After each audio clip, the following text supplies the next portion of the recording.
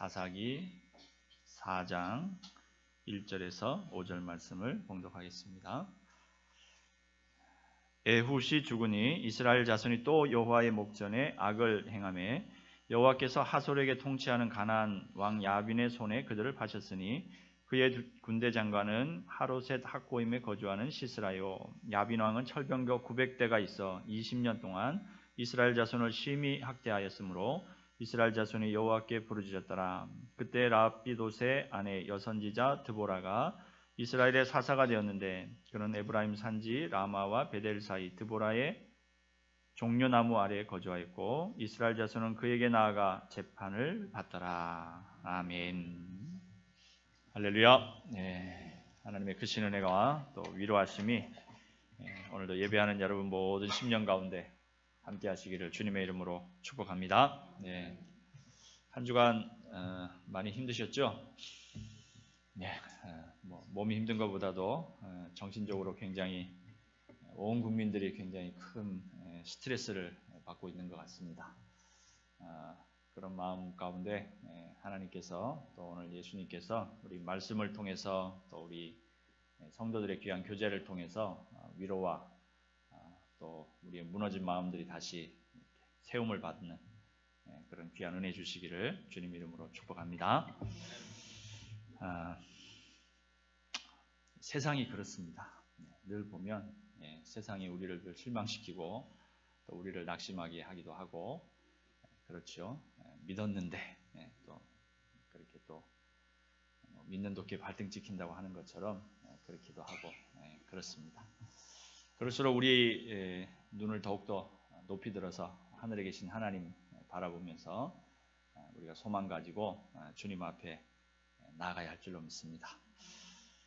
그리고 또 한 가지 이제 이런 그 뉴스들을 잠깐 보면서 제가 생각하는 것이 우리 사람에게 있어서 참 믿음이라고 하는 것이 얼마나 중요한가 그런 생각을 해봅니다. 특별히 믿음 가운데서도 건강한 믿음, 건강한 믿음. 그러니까 다시 말하면 바른 신앙이죠. 사실은 이 일도 이렇게 뭐 거슬러 올라가다 보면 언론들이 온갖 뭐 이렇게 추측하고 다 이렇게 해보면 결국은 우리 박정희 대통령 시대에 있었던 한 그 사이비 교주 최태민이라고 하죠. 그 사람으로부터 이렇게 시작된 것이 아닌가 그런 생각을 해봅니다. 그분을 뭐 우리 언론에서는 가끔씩 목사라 이렇게 표현하는데 목사라는 칭호는 맞지 않습니다. 뭐 중이기도 하고 또 뭐 직업도 여러 가지고요. 뭐 결혼도 한 5번 정도 했다고 그러고 신문 안 보세요? 뭐 다 나옵니다. 뭐 거기에 다 나와 있는데 근데 이제 뭐 자기가 어쨌든 맨 마지막에는 어쨌든 목사라고 하는 칭호를 써서 이제 어쨌든 자기 신분을 좀 감추고 또 다른 사람에게 이렇게 뭔가 좀 이렇게 좀 높임을 받으려고 하는 그런 마음이 있었던지 어쨌든 최종적으로는 목사라고 이렇게 썼으니까 이제 그게 이제 남아서 계속 최태민 목사라는데 같은 목사로서 불쾌합니다. 여러분은 목사라고 하지 말고 그냥 최태민 또 아니면 뭐 최태민 씨 뭐 그냥 그 정도까지 그렇게 하면 좋을 것 같습니다. 그래서 어쨌든 거기에서부터 시작된 것들이 이제 뭐 오늘 아침에 또 뭐 최순실 씨가 귀국했다 그러죠. 그러니까 아마 밝혀질 걸로 생각이 되겠습니다만 어쨌든 그런 바른 신앙이 참 중요합니다. 잘못된 신앙을 가지고 있으면 그러니까 보통 사람들은 생각하기에 그 사람이 뭐 종교 생활을 어떻게 하는지 또 신앙이 어떤지 그게 뭐 큰 의미가 있느냐 이렇게 생각할 수 있겠죠. 그러나 그것이 큰 영향을 미칩니다. 한 사람의 생애를 좌우할 뿐만 아니라 한 국가의 문제까지도 그리고 더 나아가서는 우리 전 세계적인 그런 세계적인 역사의 어떤 흐름들을 이렇게 저렇게 움직일 수 있는 그런 큰 힘이 있다고 하는 것이죠. 여러분 그래서 우리 스스로가 늘 바른 신앙과 바른 믿음 가운데 서 있어야 합니다. 그래서 늘 하나님의 말씀으로 우리 자신을 잘 점검해 보아야 하고 그리고 그 말씀 앞에서 근데 자기는 바른 신앙 가지고 있다고 생각하죠. 근데 문제는 그걸 이제 말씀 앞에서 우리가 이렇게 교정받지 않으면 그냥 이렇게 저렇게 삐뚤어질 수 있다는 것입니다. 그래서 늘 기도함과 또 말씀 앞에서 자신을 비추어 봄, 또 이런 모습들을 통해서 바른 신앙을 가지고, 물론 여러분들이 뭐 나라를 좌지우지할 그런 분들 모르겠습니다. 있는지 모르겠지만, 그러나 그럼에도 그렇지 않더라도 내가 살아가는 내 삶의 영역에서 내가 바르고 정직하고 그리고 하나님 말씀에 충성된 모습으로 한순간 한순간 내가 살겠다라고 하는 그런 모습으로 나아가는 여러분 모두가 되시기를 주님의 이름으로 축원합니다. 자, 오늘 우리 사사기 말씀을 같이 살피는데, 여러분 사사기는 이제 사사들의 이야기죠. 근데 사사기에는 사사들의 이야기만 있는 것이 아니고 그 시대를 살았던 사람들의 여러 가지 이야기들이 함께 같이 섞여 있습니다. 그래서 우리 사사기 전반부에는 12명의 사사들 이야기가 나오고, 그 다음에 이제 후반부에는 두 가지 사건이 나오죠. 그 시대에 있었던 두 가지 사건입니다. 그래서 그 시대에 하나님을 잃어버리고 또 하나님을 거역하고 자기 마음대로 뜻대로 살았던 사람들의 이야기가 거기에 같이 섞여 있는 것을 보게 됩니다. 자, 우리 사사기에 보면 12명의 사사가 나오는데 그 사사들을 이제 우리가 조금씩 살펴보려고 합니다. 물론 한 명 한 명 아주 깊이 살펴보려면 시간이 굉장히 많이 걸리겠죠. 그래서 그런 정도는 이제 여러분들이 공부할 수 있습니다. 그래서 요즘 뭐 인터넷도 잘 나와 있고요. 그 다음에 또 성경 공부할 수 있는 그런 사이트들도 많이 있습니다. 또 책도 있습니다. 그러니까 여러분들이 각 사사에 대한 세부적인 내용들을 한번 여러분들 스스로 한번 공부해 보시고, 우리 주일날에는 그냥 이렇게 어떤 사사들이 어떤 활동을 했는지, 그리고 그 시대에 이제 그들을 통해서 우리에게 주시는 교훈들 이렇게 쭉 한번 같이 짚어보도록 하죠. 12명이니까 우리가 한 주에 4명씩 살피면 3주 만에 사사 12명에 대한 이야기들을 다 할 수 있습니다. 물론 이제 분량이 이렇게 많이 기록된 사사들도 있지만, 그러나 우리가 함께 이렇게 전체적인 면을 본다는 의미로 그렇게 살펴보면 좋겠습니다. 자, 오늘 나온 사사는 4명이죠. 여기 온니엘, 에훗, 삼갈, 드보라라고 하는 4명의 사사 이야기가 나옵니다. 우리 지난주에 살펴본 것처럼 사사기는 눈물로 시작했습니다. 복임에서의 눈물로 사사기가 시작되는 그런 모습을 보는데, 그러나 결국은 그 눈물이 좋은 열매로 끝나는 것이 아니고, 사실은 울기는 울었지만 그 열매가 너무 없었어요. 결국은 다음 세대를 잘 양육하지 못한 것이죠. 그 시대의 사람들은 그 시대를 자기들 나름대로 그렇게 참 열심히 살다가 다 하나님 앞으로 갔습니다. 그런데 그 이후에 남겨진 세대, 그 세대가 앞에 세대를 잇는 다음 세대가 아니고 다른 세대가 되었단 말이죠. 앞에 세대와 다른 세대가 되었습니다. 참 비극적인 일입니다. 어떤 목사님이 너의 정체가 뭐냐, 누구를 향해서 이렇게 말하셨던 내용이 있는데, 여러분 우리가 예를 들면 우리 자녀들을 향해서 너 도대체 누구냐 이렇게 물어봐야 될 지경이 된다면 그거 굉장히 비극적인 일이죠. 나는 하나님을 섬기고 신앙생활하고 믿음의 삶을 살았는데 너는 도대체 누구냐? 내가 보니까 너는 나와 같지 않은 것 같은데, 너는 나와 다른 세대인 것 같은데 너는 누구냐? 이렇게 물어보게 된다면 그건 참 비극적인 그런 일이 아닐 수 없을 것입니다. 근데 오늘 이 사사기가 바로 그렇게 이제 시작이 되고 있는 것을 보게 됩니다. 그 다음 세대들이 다른 세대가 되어서 그들은 하나님을 알지 않았다 이렇게 말합니다. 하나님을 경외하지도 않고 하나님을 알지 못하였다 이렇게 표현하고 있는 것을 봅니다. 이런 시대에 하나님께서 사용하신 방법이 바로 사사라고 하는 사람들을 세우시는 것입니다. 이 사사라고 하는 사람들은 왕과 같은 그런 존재는 아니었죠. 이스라엘은 그 당시에는 이제 사람의 왕은 없었습니다. 근데 이 사람들은 하나님께서 그 당시에 필요한 사람들을 세우셔서 하나님께서 이스라엘에게 하나님의 뜻이 무엇이고 하나님이 어떤 분이신가라고 하는 것을 보여준 그런 사람들이었습니다. 사사라고 하는 이름의 본래 뜻은 판단자, 재판관 그런 의미가 있습니다. 그래서 하나님의 말씀 앞에 그것이 옳은가 그른가라고 하는 것을 판단하고 가르쳐주는 그런 사람들이었죠. 또 한편으로는 이 사사라고 하는 사람은 삼중직을 함께 가지고 있었다고 볼 수 있습니다. 선지자요, 제사장이요, 왕으로서의 역할을 이 사사가 그 당시에 감당했습니다. 그러니까 제도적인 어떤 왕권, 정치 그런 제도는 없었지만 하나님께서 이 사사들을 통하여서 그러한 이스라엘에 대한 통치를 하셨던 것을 보고, 그리고 또 이 사사라고 하는 사람들은 이스라엘의 전체를 다 총괄하는 사람들은 아니었습니다. 각 지파별로, 각 지파와 그 옆에 있는 지파들, 그러니까 지금 이제 지파들이 다 이렇게 땅을 분배받아서 나눠졌죠. 그러니까 이제 그 각 주변에서 역할들을 했던 그런 사람들로 우리가 보게 되는 것이죠.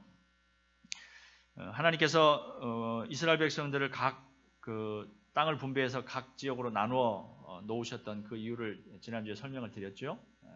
뭐였어요? 한마디로 말하면 좀 잘해봐라. 너희들이 스스로 좀 잘해라. 그런 뜻입니다. 각 지역에 흩어 있어도 너희들이 각자 하나님의 말씀을 묵상하고 그 하나님 말씀대로 살기 위해서 몸부림치고, 그런 가운데서 너희의 의지력을 동원해서 좀 하나님 앞에 나와봐라.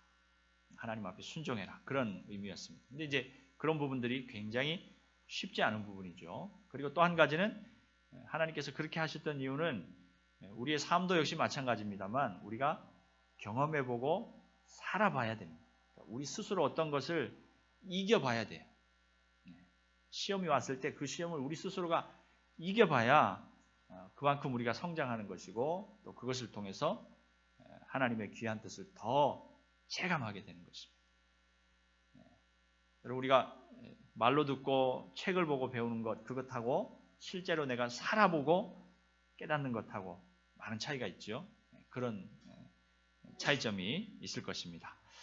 자, 오늘 여기 나오는 사사가 4명이 나오는데 온니엘과 에웃과 삼갈과 드보라라 이렇게 나옵니다. 자, 여기 이제 한 분씩을 짧게 살펴보면, 여기 온니엘이라고 하는 사람은 여기 오늘 우리 앞부분에 보면 우리 3장 7절에 보니까 거기서부터 이제 온니엘에 관한 이야기가 나옵니다. 근데 이 사람을 소개할 때 갈렙의 아우 그나스의 아들 온니엘이라 이렇게 소개가 나옵니다. 그리고 이제 이 온니엘이 메소포타미아의 구산 리사다임과 대적을 해서 승리하게 되죠. 그리고 이스라엘을 40년 동안 그가 다스렸다. 그런 기록들이 나오는 것을 봅니다. 이 온니엘이 살았던 그 시대 부분에 대해서 이렇게 뭐 자세하게 그 온니엘이 어떤 사람이고 또 뭐 어떤 배경에서 자랐고 이런 것들을 우리가 잘 알 수 없지만, 그러나 짤막하게 소개한 이 온니엘에 대한 기사들을 통해서 우리가 알 수 있는 것이 뭔가 하면, 여러분, 이 온니엘이 살던 시대는 사사기가 지금 시작되는 시기입니다. 그리고 사사기에 대해서 전체적으로 지금 말씀하고 있는 건 뭐예요? 그러니까 지금 이 갈렙의 조카니까, 갈렙의 동생의 아들이니까 갈렙의 조카죠. 근데 이 갈렙의 조카 시대는 막 이제 사사 시대가 시작되는 시대입니다. 결국은 사사 시대는 요 세대부터 이제 시작된다고 봐야 되는데, 하나님을 알지 않는 세대였고 또 하나님이 하신 일들에 대해서 배움이 없는 세대였습니다. 그런데 그럼에도 불구하고 그 사이에서, 그런 시대 가운데서 이 온니엘이 하나님을 경외하는 자로, 또 하나님 앞에 쓰임받는 자로, 또 하나님의 영이 그에게 임하여서 그가 하나님 앞에 귀한 역할을 감당하는 자로 쓰임받는 것을 봅니다. 여러분, 그런 모습을 보면 여기 이제 갈렙이라고 하는 사람이 여기 특별히 소개되어 있는데, 성경에서는 보통 보면 어떤 사람을 소개할 때 누구누구의 아들이라고 하는 표현을 씁니다. 누구누구의 아들. 그래서 다음에 나오는 사사들도 보면 누구누구의 아들, 누구누구의 아들 이렇게 쭉 쓰는데, 근데 이제 성경에서 어떤 사람을 소개할 때 누구의 아들이다 이렇게 소개하는 이유는 두 가지 정도가 있어요. 하나는 뭐냐 하면 실제 인물이라는 것입니다. 그 사람이 실제 인물이니까. 그러니까 족보에 기록된, 그러니까 실존하는 사람이라고 하는 것을 분명하게 증명하기 위해서 누구의 아들이다 이런 표현을 쓰는 거예요. 그 다음에 또 한 가지, 누구의 아들이다 라고 하는 것은 어떤 사람으로부터 영향받았다 이런 의미가 있습니다. 그래서 여기 특별히 그나스의 아들 온니엘 이렇게 쓰면 될 것인데, 근데 이 온니엘을 설명할 때는 그 앞에 한 명이 더 나오죠. 누구예요? 갈렙입니다. 갈렙은 삼촌이에요. 삼촌. 근데 삼촌의 이름을 써서 삼촌 그 다음에 자기 아버지, 그 다음에 온니엘 이렇게 표현하는 것입니다. 그러니까 그나스의 아들인데도 불구하고 갈렙이라고 하는 이름을 거기에 넣은 이유가 뭘까요? 갈렙으로부터 영향을 받았다는 것입니다. 어떤 영향일까요? 신앙의 영향이죠. 여러분 우리가 갈렙 아는 것처럼 우리 여호수아와 갈렙 아시죠? 가나안 땅을 정탐할 때 그가 정탐꾼으로서 여호수아와 함께 그 땅을 정탐하고 이스라엘 백성들 앞에서 그가 하나님의 선한 인도하심과 약속을 따라서 우리가 가나안 땅에 들어가야 합니다. 대적들이 있지만 하나님이 우리에게 약속하셨는데 그 땅을 못 차지할 이유가 없습니다. 아무리 그 땅에 강한 민족들이 있다고 할지라도 또 우리를 막아서는 험난한 환경이 있다고 할지라도 우리는 하나님의 약속을 따라 나아가는 것입니다. 그렇게 주장했던 사람입니다. 그리고 여호수아를 도와서 가나안 땅을 정복하는 그 모든 일에 충성을 다했던 사람이죠. 그리고 또 우리 마지막 남은 땅을 점령할 때도 이 산지를 내게 주소서라고 그렇게 고백했던 그 모습을 봅니다. 나이가 80이 넘었지만 그럼에도 불구하고 내가 하나님 앞에서 사명을 감당할 수 있습니다. 라고 그렇게 고백하면서 하나님이 주신 약속과 또 하나님이 주신 그 은혜를 사모했던 그런 믿음의 사람이었던 것을 봅니다. 근데 그 갈렙의 조카가 바로 온니엘이라. 특별히 오늘 본문에서 온니엘을 소개할 때 그 갈렙을 앞에다 두고 소개합니다. 그러니까 이 온니엘이 갈렙으로부터 물론 아버지로부터 배웠겠죠. 그러나 또 특별히 신앙의 아버지와 같은 삼촌 그 갈렙으로부터 하나님 경외함과 또 하나님이 주신 그 약속을 의지하는 그런 귀한 믿음의 모습을 배웠다고 하는 사실입니다. 여러분 그 시대는 우리 사사시대를 계속해서 이 사사기를 살펴볼 때는 항상 그 시대적 배경을 같이 역시 염두에 둬야 합니다. 그러니까 그 시대는 이 온니엘과 같은 그 같은 동년배의 사람들은 하나님 경외하는 걸 배우지 못했어요. 그래서 자기 마음대로 사는 것입니다. 하나님이 하신 일도 배우지 못했고 또 하나님이 어떤 약속과 어떤 은혜로 그들을 지금까지 인도해 주셨는지에 대해서 배움이 없었어요. 그런데 이 온니엘은 갈렙으로부터 또 그의 아버지로부터 그것을 배운 것입니다. 그러하기에 그가 하나님 앞에 쓰임받는 자로 또 준비된 자로 하나님 앞에서 귀한 역할을 감당하는 그리고 또 최초의 사사라고 하는 그런 영예도 얻게 되는 것이죠. 그런 귀한 역할을 하나님 앞에서 감당하는 것을 우리가 보게 되는 것입니다. 여러분 얼마나 우리의 신앙을 우리 다음 세대들에게 물려주는 것이 중요한 것인가 다시 한번 기억하게 됩니다. 바른 신앙, 건강한 신앙, 올바른 신앙 그걸 우리 자손들에게 물려줘야 돼요. 이어줘야 되는 것입니다. 여러분 머릿속에 지금 누가 떠오르십니까? 네? 여러분 자녀들이 떠오르셔야죠. 그렇죠? 여러분 자녀. 그리고 여러분 자녀의 또 자녀 그들 말입니다. 그들이 떠올라야죠. 그래. 갈렙이 온니엘에게 그런 신앙의 아름다운 영향력을 끼쳤던 것처럼 여러분들이 여러분 자녀들에게 그런 영향력을 끼쳐야 합니다. 하나님 앞에서 그런 귀한 모습으로 여러분의 신앙을 후손들에게 잘 물려줄 수 있는 그런 여러분 되시기를 주님의 이름으로 축원합니다. 자, 그 다음에 두 번째 나오는 사사는 에훗입니다. 우리 3장 12절에부터 보면 에훗이라고 하는 사람이 나오지요. 근데 이 에훗은 이제 그 당시 모압 왕 에글론이라고 하는 사람이 이스라엘을 점령해 있을 때 그때 이제 그 모압 왕 에글론을 암살하는 그런 일들을 하지요. 자, 근데 이 에훗에 대한 설명이 쭉 이제 여러 가지로 나옵니다만, 근데 이 에글론은 에훗은 여기 오늘 성경 표현에 보면 그가 왼손잡이라라고 하는 표현이 나옵니다. 성경에서 이제 다른 여러 가지 표현들이 있겠지만, 특별히 하나님께서 이 에훗이라고 하는 사람을 사용하시는데, 근데 그를 소개하는데 그가 왼손잡이였다. 왼손을 잘 쓰는 사람이다. 그런 의미죠.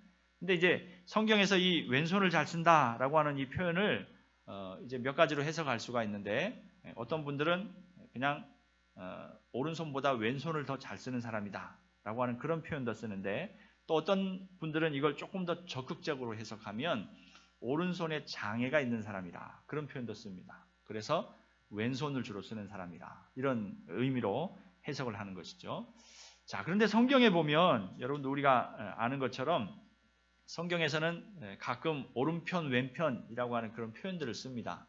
그런데 주로 오른편은 좋은 편이죠. 의롭고 그리고 강하고 능력 있고 그런 편이죠. 근데 왼편은 그에 반해서 조금 덜한 표현들이 나오기도 하고, 그리고 오른편과 구별되는 다른 편으로 그렇게 구별하는 것을 보게 됩니다.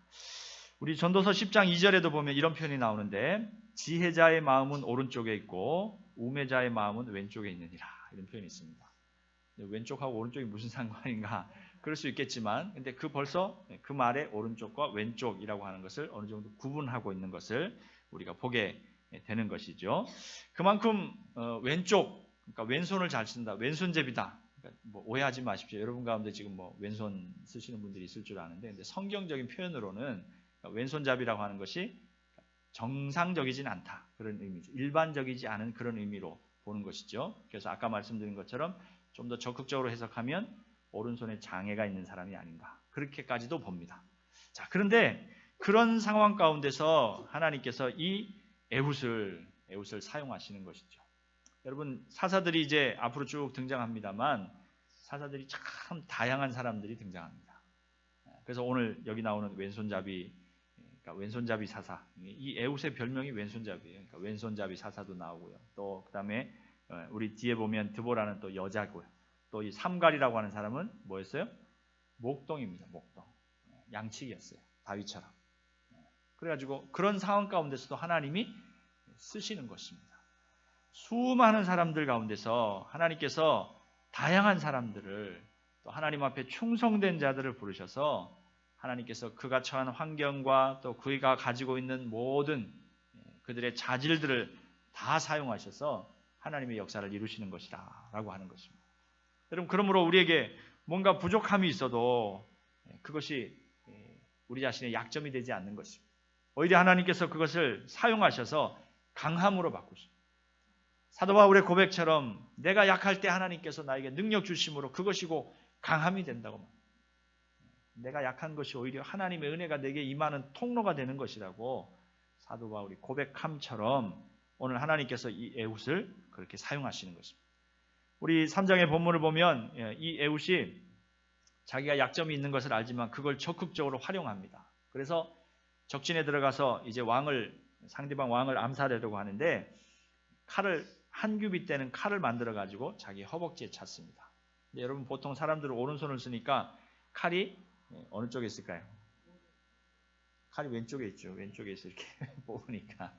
근데 이제 그런 의미이기도 하지만, 근데 오른손을 쓴다고 하는 것은 보통 사람들이 오른손을 주목하죠. 그래서 오른손에 무기가 어떤 쪽에 있는지, 그리고 무기를 어떻게 사용할 것인지 거기에 대한 초점이 맞춰 있습니다. 근데 이 에훗은 이제 그 점을 역으로 이용하는 것이죠.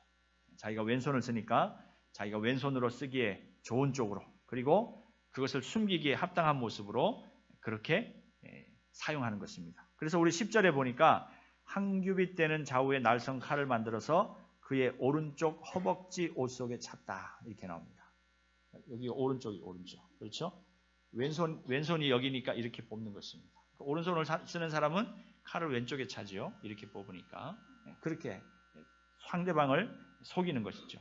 그리고 이제 공물을 바치기 위해서 그 에글론 앞에 갔다가, 그리고 그곳에서 공물을 다 바치고 이제 공물을 바치는 그 자리에서는 사람들이 경계를 하고 있겠죠. 그런데 다 일을 마치고 나서 돌아가다가 중간에 다시 왕에게로 다시 찾아갑니다. 혼자만 찾아갑니다. 그리고는 왕 앞에 아주 긴히 얘기할 것이 있습니다. 그렇게 해서 독대할 수 있는 시간을 만드는 것입니다. 그리고는 그 시간을 이용해서 왼손으로 칼을 뽑아서 그 에글론 왕을 죽이는 그런 모습을 보게 되는 것입니다. 굉장히 지혜로운 사람이죠. 자기의 약점을 이용하지만, 그리고 그 약점을 통해서 오히려 상대방을 방심하게 만들고, 그리고 그것을 통해서 목적을 이루는 그런 모습을 보게 되는 것을 봅니다. 여러분, 이런 모습을 보면서 하나님께서 우리의 약점을 사용하신다라고 하는 부분들을 우리가 꼭 기억해야 될 줄로 믿습니다. 어떤 분이 이런 고백을 했습니다. 강한 사람은 힘이 세거나 능력이 뛰어나거나 돈이 많은 사람이 강한 사람이 아닙니다. 강한 사람은 하나님을 의지하는 사람입니다. 이렇게 고백했습니다. 여러분, 세상은 강한 사람을 어떻게 생각합니까? 힘이 있고 능력이 있고 돈이 많고 그걸 강한 사람이라고 생각하죠. 그러나 하나님 앞에 강한 사람은 누구라고요? 하나님을 의지하는 사람. 여러분 한번 따라해 볼까요? 강한 사람은 하나님을 의지하는 사람입니다. 여러분, 하나님 의지함으로 강한 사람 되시기를 주의 이름으로 축복합니다.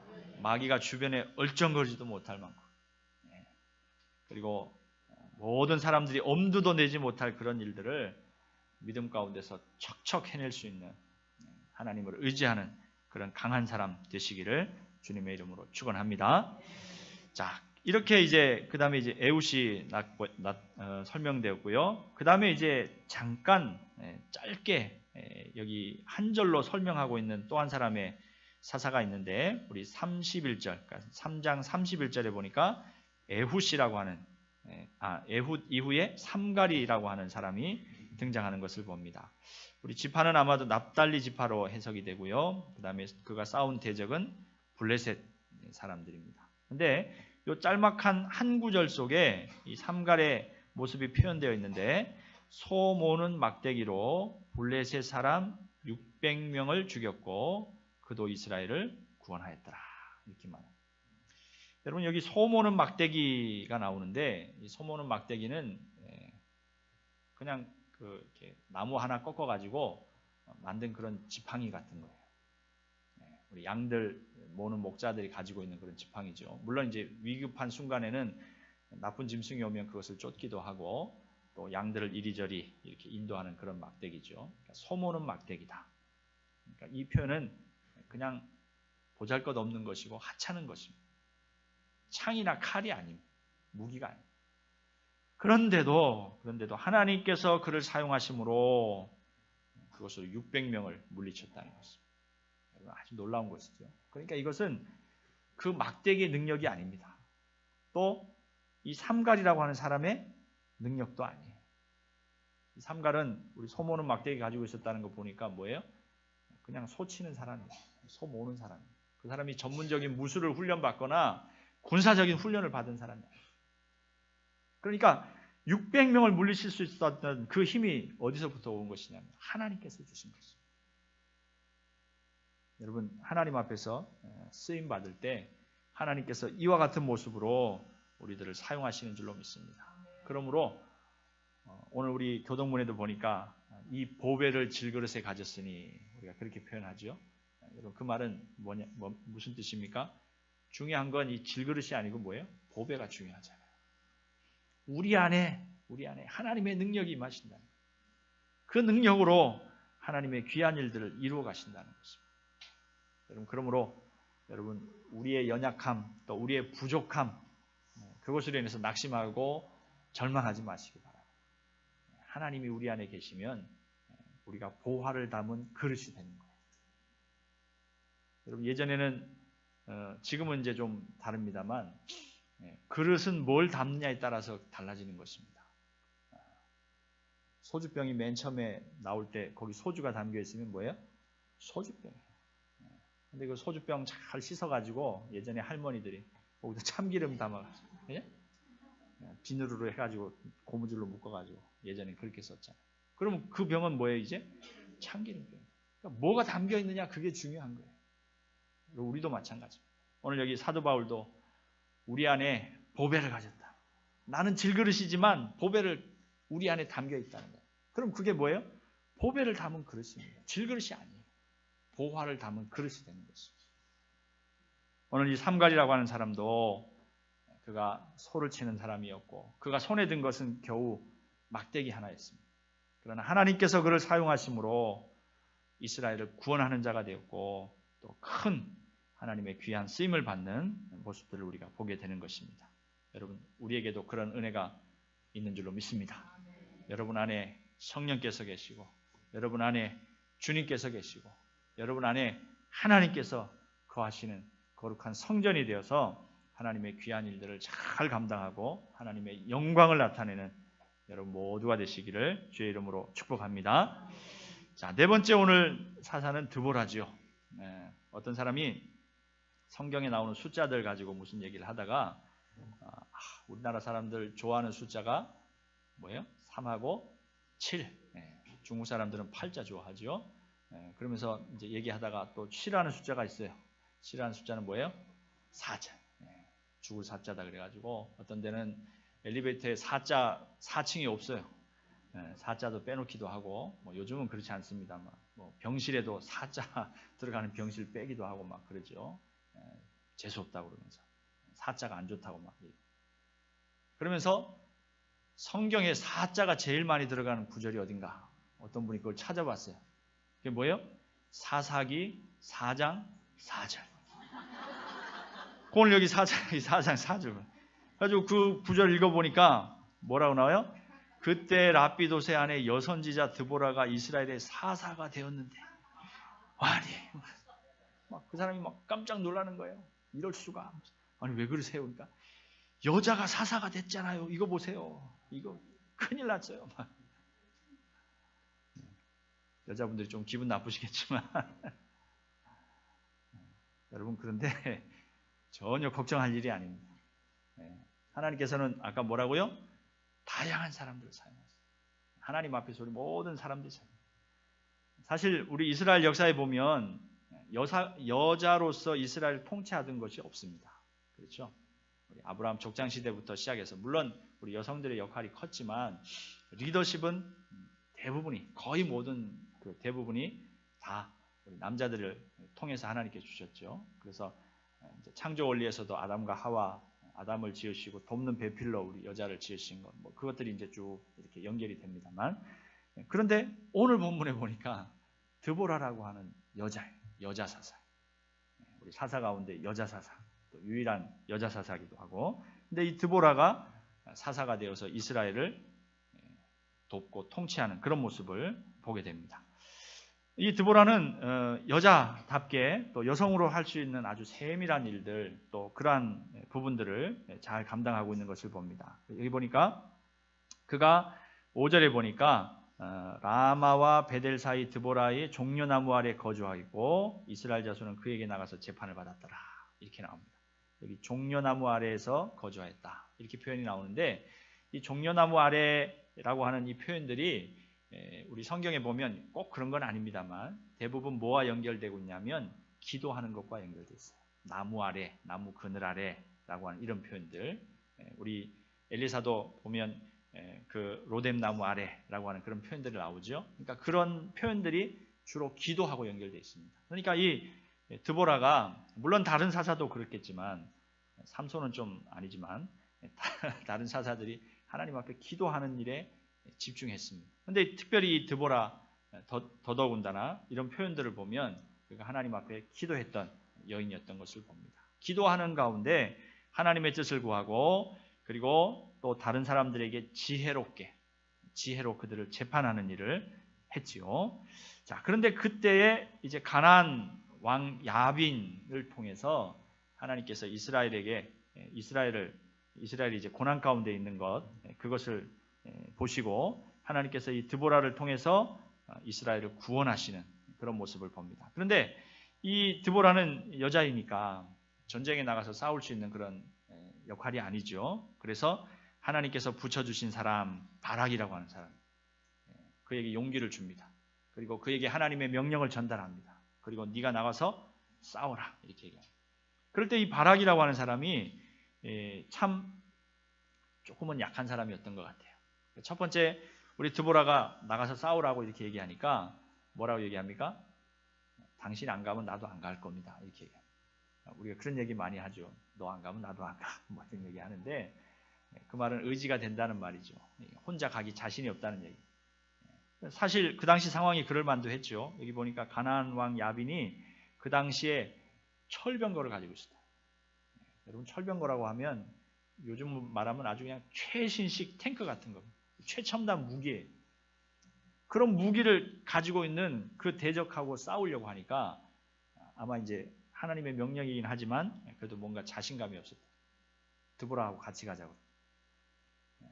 여러분 남자가 그런 부탁을 받으면 뭐라 그랬어요? 배짱 없고 이런 그러면서 너 필요 없어. 딴 사람 그럴 수도 있겠죠. 근데 오늘 이 드보라를 보니까 어떻게 합니까? 같이 갑니다. 걱정하지 말라. 하나님이 우리에게 승리를 주신다고 약속하셨으니까 걱정하지 말고 내가 같이 가줄 테니까 같이 올라가자. 이렇게 얘기합니다. 그러니까 어떤 사람을 세워주고 격려하고 또 그 사람을 위로해주는 역할을 감당하는 것입니다. 그런 역할을 통해서 이 바락을 세워주고 결국은 그 전쟁 가운데서 승리하는 것을 보게 되는 것입니다. 물론 최종적으로 승리를, 그러니까 여기 군대 장관 시스라를 죽인 사람은 물론 바락은 아닙니다. 또 다른 여인이죠.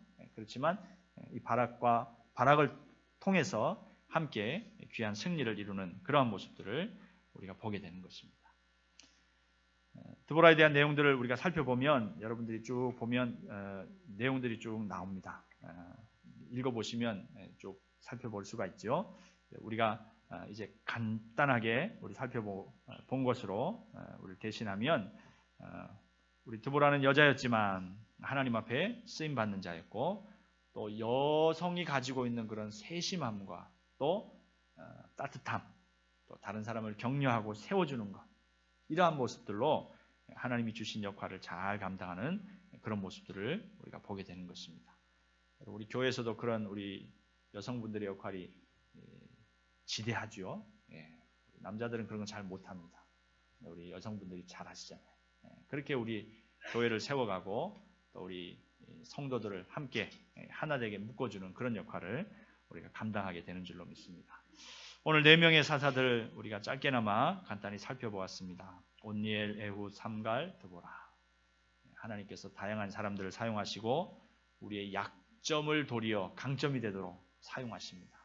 그리고 또 한편으로 우리 후대의 귀한 믿음을 우리가 잘 남겨주고 그 한 사람을 통해서 또 하나님의 귀한 역사들이 이어진다고 하는 그 사실도 우리가 깨닫게 되는 것입니다. 우리 사랑하는 성도 여러분, 여러분의 삶에 하나님께서 이 시대에 내게 맡겨진 역할이 무엇인가, 또 이 시대를 위해서, 다음 세대를 위해서 내가 해야 할 일은 무엇인가, 우리가 잘 살펴보면서 또 바른 신앙과 바른 믿음으로 우리의 삶을 힘있게 또 지금 우리에게 맡겨주신 그 시대적 사명을 잘 감당하는 여러분 모두가 되시기를 주님의 이름으로 축복합니다. 기도하겠습니다. 하나님 은혜를 감사합니다. 참으로 혼란하고 어두운 시기에 사사를 주셔서 그들을 통하여서 하나님을 보여주시고 하나님의 뜻을 깨닫게 하신 귀한 모습들을 우리가 살펴보았습니다. 하나님, 지금 혼란한 이 시대에도 하나님, 그러한 하나님의 은혜가 더더욱 필요합니다. 하나님께서 우리 대한민국 사랑하시고 또 우리나라 가운데 하나님께서 이와 같은 놀라운 은혜의 빛으로 이 순간 비추시며 우리를 인도하여 주시옵소서. 우리 그리스도인들이 이때 더 깨어있게 하여 주시옵시고 하나님의 귀한 뜻을 잘 발견하고 누가 알아주지 않아도 또 누가 우리를 주목하지 않아도 우리는 하나님 앞에서 바르게 정직하게 그리고 하나님 말씀 앞에 충성된 모습으로 순종하며 나아가는 귀한 그리스도인들이 다 되게 하여 주시옵소서. 주께서 함께 하시고 날마다 은혜 베풀어 주시기를 간절히 소망합니다. 예수님의 이름으로 기도하옵나이다. 아멘.